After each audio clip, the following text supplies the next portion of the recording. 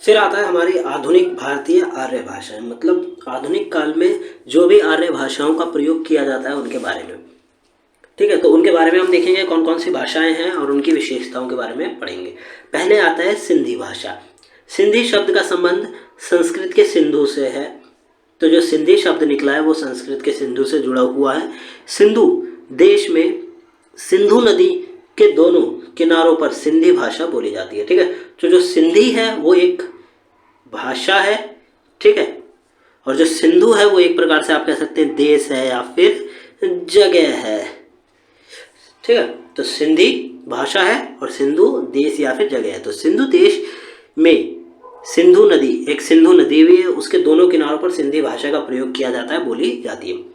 सिंधी की मुख्यतः 5 बोलियां प्रचलित हैं, जो कि हैं विचौली, सिराइकी, थरैली, लासी, लाठी, नाडी। ठीक है, तो ये 5 प्रकार की बोलियां हैं। सिंधी की अपनी लिपि का नाम लंडा है, किंतु यह गुरुमुखी तथा फारसी लिपि में भी लिखी जाती है। ठीक है, तो जो सिंधी भाषा है सिंधी भाषा है उसकी लिपि का नाम ये है, किंतु यह किसमें, गुरुमुखी और फारसी लिपि में भी लिखी जा सकती है। फिर आती है लहंदा। लहंदा का शब्दगत अर्थ है पश्चिमी। इसके अन्य नाम पश्चिमी, पंजाबी, हिंदी की, जटकी, मुल्तानी, चिभाली, पोठावरी आदि है। ठीक है, तो ये किसके हैं, ये लहदा का जो शब्द है उसका अर्थ है पश्चिमी, और पश्चिमी से जुड़ी आप कह सकते हैं जो भाषाएं हो गई, जैसे कि पश्चिमी पंजाबी, हिंदी की, जटकी, मुल्तानी, चिभाली, पोठावरी आदि। लहदा की भी सिंधी की भांति अपनी लिपि ये है। ठीक है, तो लहदा की भी सेम लिपि जो सिंधी की लिपि है वही लहदा की लिपि है, जो कश्मीर में प्रचलित शरदा लिपि का ही एक उप शाखा है। ठीक है, मतलब एक ब्रांच है, कश्मीर में एक प्रचलित आप कह सकते हैं लिपि है शारदा, उसकी उप शाखा मतलब उसी की एक ब्रांच है। ठीक है, अब बात करें पंजाबी। पंजाबी शब्द पंजाब से बना है, जिसका अर्थ है 5 नदियों का देश। पंजाबी की अपनी लिपि सेम यही है। ठीक है, लांडा, जिसे सुधार कर गुरुआनंद और गुरुमुखी लिपि बनाई गई। ठीक है, तो जो पंजाबी शब्द है वो पंजाब से निकला है, जिसका अर्थ है 5 नदियों का देश। फिर उसकी अपनी लिपि है जो कि सिंधी की भी है और लहदा की भी है, जिससे सुधार कर बाद में क्या हुआ, गुरुअंगद ने गुरुमुखी लिपि बनाई। पंजाबी की मुख्य बोलियां माझी, डोगरी, दोआबी, राठी आदि हैं। ठीक है, तो पंजाबी में कुछ आप कह सकते हैं बोलियां हैं, वो कौन कौन सी हैं, माझी, डोगरी, दोआबी, राठी आदि। बोली का क्या मतलब होता है, आप इसको एक बार सही से समझ लीजिए कि बोली एक छोटे से इलाके में बोली जाने वाली भाषा होती है। ठीक है, एक लोकल लैंग्वेज तरह से। फिर आती है गुजराती। गुजराती गुजरात प्रदेश की भाषा है। गुजराती का संबंध गुर्जर जाति से है।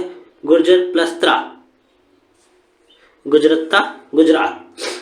गुजरात की अपनी लिपि है जो गुजराती नाम से प्रसिद्ध है।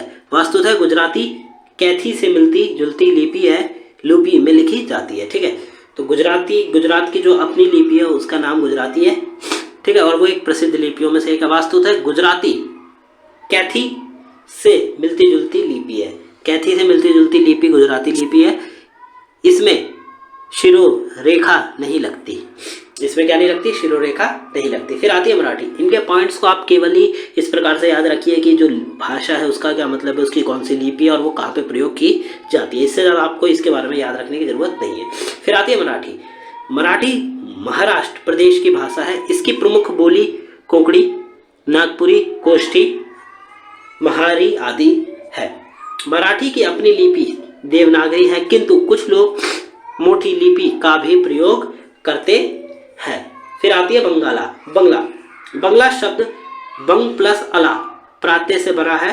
ठीक है, बंगला शब्द किससे बना है, बंग प्लस अल से बना है। यह बंगाल प्रदेश की भाषा है। नवीन यूरोपीय विचारधारा का सर्वप्रथम प्रभाव बंगला भाषा और साहित्य पर पड़ा। तो नवीन यूरोपीय विचारधारा, जो न्यू यूरोपीय विचारधारा है, सबसे ज़्यादा उसका प्रभाव कहाँ पड़ा? बांग्ला भाषा पर पड़ा और साहित्यों पर पड़ा उनकी। बांग्ला प्राचीन देवनागरिक से विकसित बांग्ला लिपि में लिखी गई है। तो जो बांग्ला भाषा है वो प्राचीन देवनागरिक से ही विकसित हुई भाषा है बांग्ला, उसी में लिखी गई है। फिर आती है आसामी। आसामी या फिर आसामिया आसाम प्रदेश की भाषा है। इसकी मुख्य बोली विष्णुपुरिया है। आसामी की अपनी लिपि बांग्ला है, ठीक है। तो आसामी की भी अपनी लिपि क्या है? बांग्ला। फिर आती है उड़िया। उड़िया प्राचीन उत्कल अथवा वर्तमान उड़ीसा की भाषा है। उड़िया जो भाषा है वो कहाँ बोली जाती है? उड़ीसा में बोली जाती है। और प्राचीन समय में ये कहाँ बोली जाती थी? उत्कल में बोली जाती थी। इसकी प्रमुख बोली गंजाम, संबलपुर, भात्री आदि है। उड़िया भाषा बंगाल से बहुत मिलती जुलती है, किंतु इसकी लिपि ब्राह्मी की उत्तरी शैली से विकसित हुई है। तो जो उड़िया भाषा है जो कि उड़ीसा में बोली जाती है, वो उसकी लिपि या आप कह सकते हो उसकी जो भाषा है वो काफ़ी हद तक बंगला भाषा से मिलती है, परंतु उसकी जो टोटली लिपि है वो ब्राह्मी लिपि की उत्तरी शैली से विकसित हुई है, मतलब डेवलप्ड की गई। हिंदी की आदि जननी संस्कृत भाषा है, ठीक है। जो हिंदी भाषा वो कहाँ से जन्म जिसका जन्म कहाँ से हुआ? हिंदी भाषा का संस्कृत है। संस्कृत में पाली प्राकृत भाषा से होती है। संस्कृत पाली प्राकृत भाषा से होती हुई अपभ्रंश तथा अपभ्रंश तक पहुँचती है। संस्कृत कैसे? पहले संस्कृत, फिर पाली, फिर प्राकृत, प्राकृत के बाद अपभ्रंश तक पहुँचती है। फिर अपभ्रंश अवाहट से गुजराती हुई प्राचीन प्रारंभिक हिंदी का रूप लेती है। विशुद्धत्व हिंदी भाषा के इतिहास का आरंभ अपभ्रंश से माना जाता है, ठीक है। तो टोटली आप कह सकते हैं कि हिंदी भाषा को संस्कृत से निकली है, क्योंकि जो आप कह सकते हैं पैटर्न है वो इस प्रकार से चल रहा है। पहले संस्कृत आई, फिर पाली, फिर प्राकृत, प्राकृत के बाद अपभ्रंश, अपभ्रंश के बाद हिंदी, ठीक है। तो कहाँ से शुरुआत हुई संस्कृत से ही, पर यह है कि बीच में आपको कई सारी भाषाओं का और भी क्षेत्र देखने को मिलते हैं। तो हिंदी के भाषा का जो आरंभ हुआ, शुरुआत हुई, यूज में आने लगी, वो हुई अपभ्रंश से मानी जाती है। हिंदी का विकास कुछ इस प्रकार: संस्कृत, पाली, प्राकृत, अपभ्रंश, अपभ्रंश के बाद अवाहट, प्राचीन या प्रारंभिक हिंदी। हिंदी भाषा के विकास को 3 भागों में विभाजित किया जाता है: प्राचीन काल, मध्यकाल, आधुनिक काल। जैसा कि हिंदी भाषा, ठीक है, जैसा कि मैंने आपको ऊपर बताया, आर्य भाषाओं का जो काल है वही एक प्रकार से हिंदी भाषा से काफ़ी हद तक मिलता जुलता है। पहले आते प्राचीन या फिर आदि काल, जो कि 1100 से 1400 तक चला।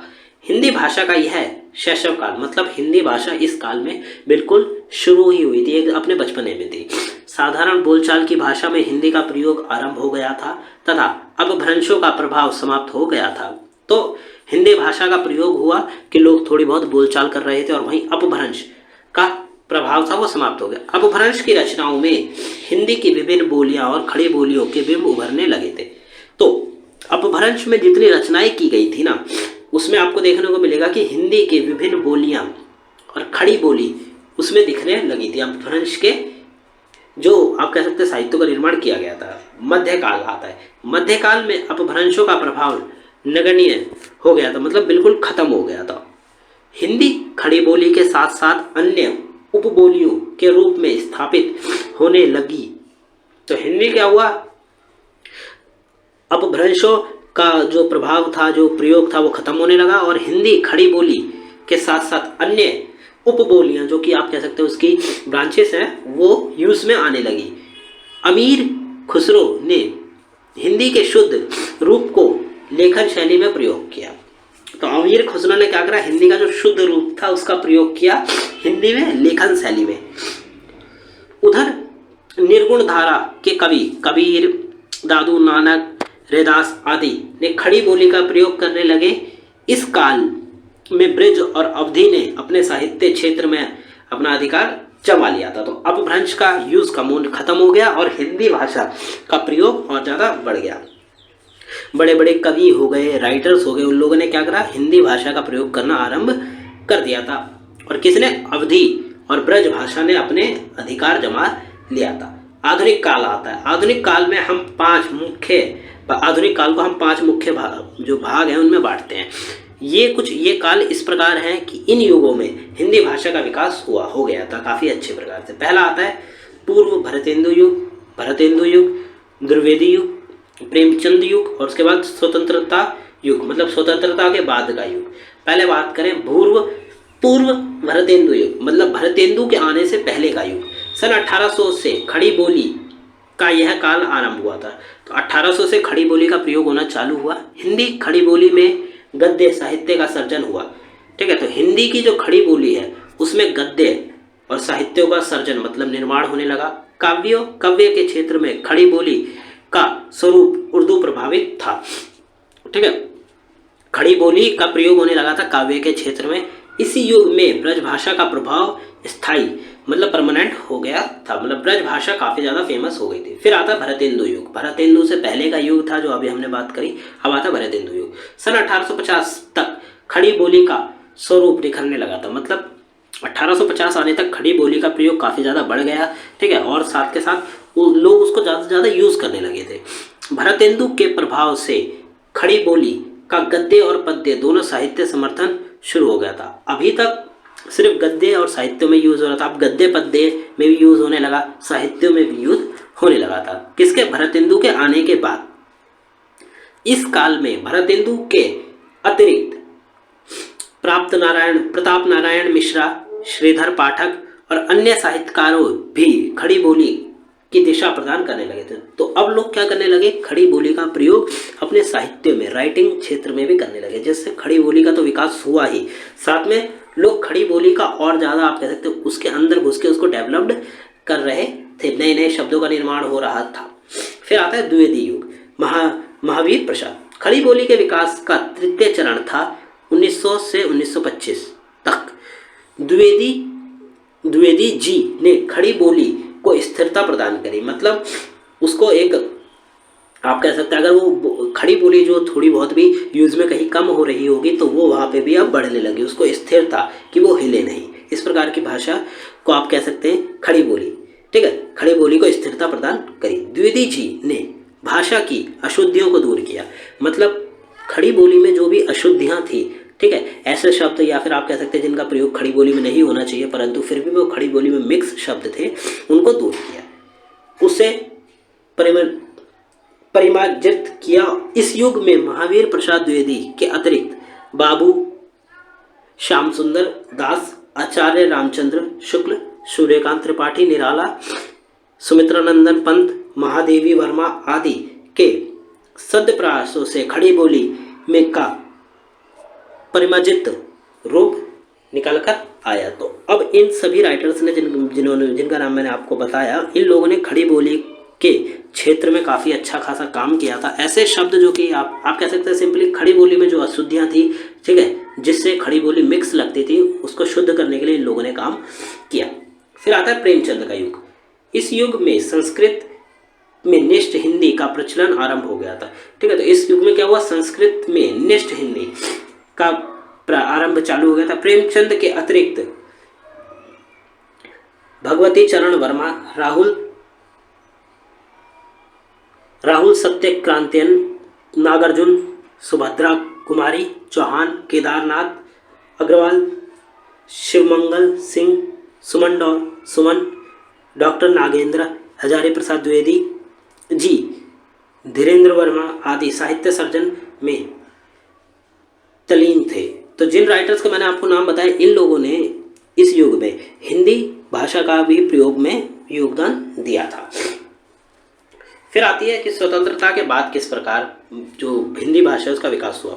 स्वतंत्रता प्राप्ति के पश्चात संविधान में हिंदी राजभाषा के रूप में आरूढ़ हुई, मतलब अब हिंदी को राज्य भाषा, मतलब जितना भी राज्य का काम होगा, राज्य में जो भी चीज़ें होंगी वो हिंदी भाषा में की जाएंगी। विभिन्न सरकारी कार्यालय, आकाशवाणी, दूरदर्शन, विभिन्न पत्र पत्रिकाओं का माध्यम हिंदी हो गया था। अब क्या हुआ? स्वतंत्रता के बाद हिंदी को और ज़्यादा बढ़ावा मिलने लगा, हिंदी को पूरे देश में प्रयोग की जाने लगी।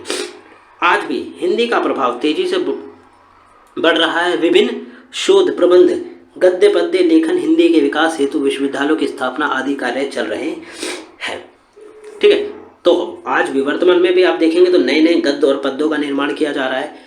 ठीक है, साथ में ऐसे विश्वविद्यालय बन रहे हैं जहाँ पे हिंदी भाषा को लेकर और ज़्यादा आप कह सकते हैं डेवलपमेंट की जाएगी। निश्चय ही हिंदी का भविष्य उज्जवल है। अब आती है हिंदी की उपभाषाएं और बोलियां। हिंदी भारतीय गणराज्य की राजकीय और मध्य भारतीय आर्य भाषा है। हिंदी क्या है? भारतीय गणराज्य की राजकीय भाषा, मतलब राज्य की भाषा, साथ में एक आर्य भाषा भी है। सन 2001 की जनगणना के अनुसार लगभग 25.79 करोड़ भारतीय हिंदी का उपयोग मातृभाषा के रूप में करते हैं।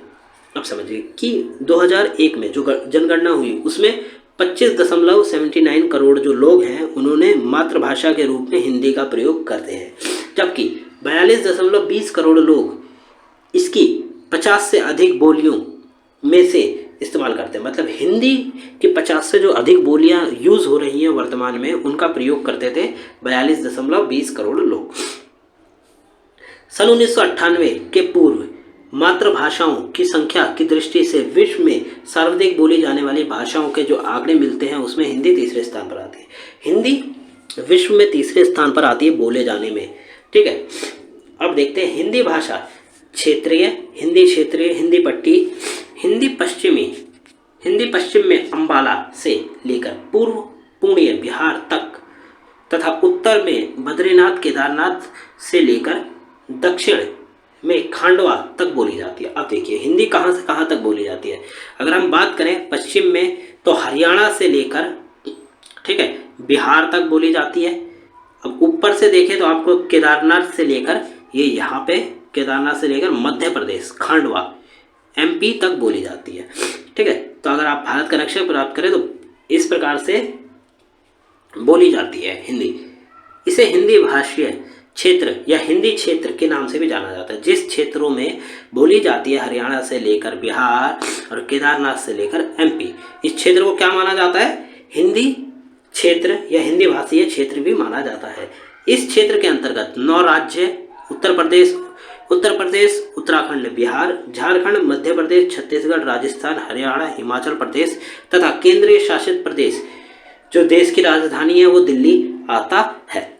इस क्षेत्र में भारत की कुल जनसंख्या 43% लोग रहते हैं। तो भारत की कुल जनसंख्या के 43% लोग हिंदी भाषा का मेनली, आप कह सकते हैं, अपने दैनिक जीवन में मेनली प्रयोग करते हैं। अब बात करें बोली और उपभाषा की, तो एक छोटी क्षेत्र में बोली जाने वाली भाषा बोली कहलाती है। बोली में साहित्य रचना नहीं होती। उपभाषा, अगर किसी बोली में साहित्य रचना होने लगती है और क्षेत्र का विकास हो जाता है तो वह बोली ना रहकर एक उपभाषा बन जाती है। ठीक है, तो बोली क्या है? एक छोटे से क्षेत्र में बोली जाती है परंतु उसमें साहित्य का निर्माण नहीं होता। अगर उसी बोली में साहित्य का निर्माण भी होने लगे और भाषा का निर्माण होने लगे तो वो क्या बन जाती है? एक उपभाषा बन जाती है। भाषा, साहित्यकार जब उस भाषा को अपने साहित्य के द्वारा परिनिष्ठित सर्वमान्य रूप प्रदान कर देते हैं तथा उसका और क्षेत्र विस्तार हो जाता है तो वह भाषा कहलाने लगती है। अब जब साहित्य का निर्माण होने लगा तो वो एक प्रकार से उपभाषा बन गई, परंतु जब कई सारे बड़े बड़े साहित्यकार उस भाषा का प्रयोग करके नए नए साहित्य लिखें और उस लैंग्वेज को क्या करें या फिर उस भाषा को एक सम्मान प्राप्त करें या सम्मान दे, तो वो क्या बन जाती है? एक भाषा बन जाती है, एक पर्टिकुलर लैंग्वेज बन जाती है जिसको माना जाएगा। एक भाषा के अंतर्गत कई उपभाषाएं होती हैं तथा उपभाषा के अंतर्गत कई बोलियां होती हैं।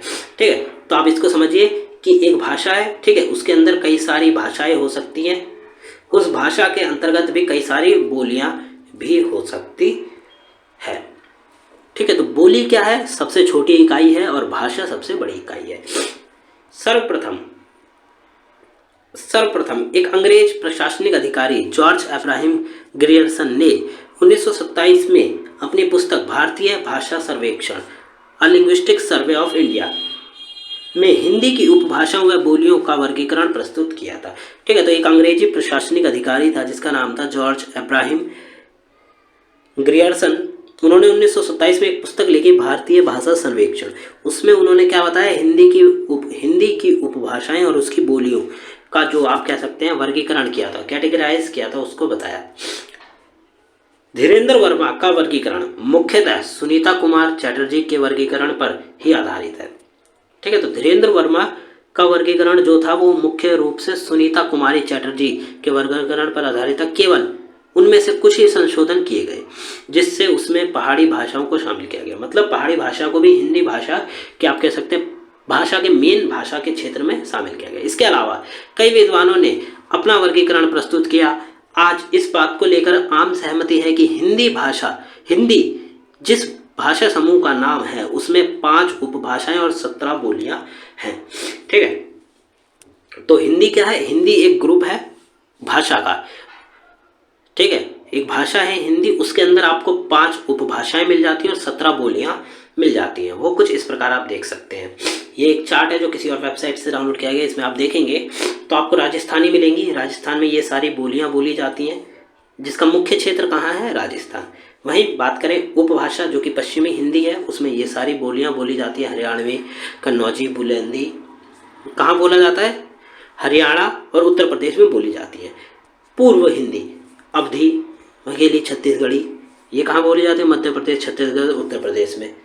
बिहार में भोजपुरी, मगही, बिहार और उत्तर प्रदेश में। वहीं पहाड़ी कुमाऊं, गढ़वाली उत्तराखंड, हिमाचल प्रदेश में बोली जाती है। तो ये हैं जो भारत की उपभाषाएं और उनकी बोलियों का चार्ट। काफ़ी ज़्यादा इंपॉर्टेंट है। इस चार्ट में आप कुछ नहीं भी फिर भी कुछ भी उपभाषाएं, 1-2 उपभाषाएं, उनकी बोलियां और उनके मुख्य क्षेत्र कहाँ पे बोले जाते हैं ये आप याद करके रखिए। ठीक है, तो ये था आपका हिंदी के जीई का यूनिट 1 का पार्ट 1 है। पार्ट 2 में केवल अनुवाद वाला पॉइंट रह जाता है, वो ज़्यादा बड़ी वीडियो नहीं बनेगी। तो ये थी आपकी आज की वीडियो कैसी लगी आप हमें जरूर बताएं। वीडियो अच्छी लगी तो प्लीज़ वीडियो को लाइक करें, चैनल को सब्सक्राइब करें, जितना हो सके वीडियो को शेयर करें और प्लीज़ इस वीडियो को एक लाइक जरूर करें और शेयर जरूर करें। बहुत मेहनत लगी है इस सब्जेक्ट के नोट्स को बनाने में, बिल्कुल। तो मिलते हैं अगली वीडियो में। Thanks for visiting on my channel guys.